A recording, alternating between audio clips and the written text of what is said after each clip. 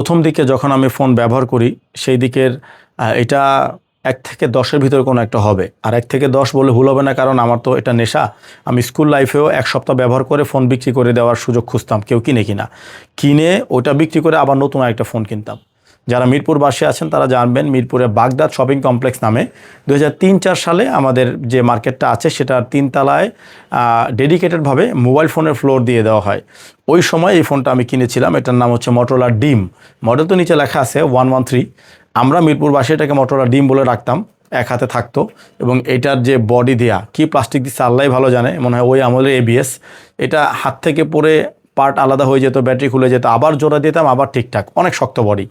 এইটা আমার প্রথম দিকের ফোন, 1 থেকে 5 বা 6 নাম্বার ফোন এটা আমার, এবং এইটা এখন পর্যন্ত আমার কাছে আছে। ব্যাটারি আলাদা করে রেখেছি যেন ভালো থাকে। এই ফোন সেই 20-22 বছর আগের বিল্ড, এখন পর্যন্ত খোলা হয় নাই। এখনও পর্যন্ত সিম লাগালে যে কোনো নেটওয়ার্কে চলে, খুব ভালো চার্জ থাকে।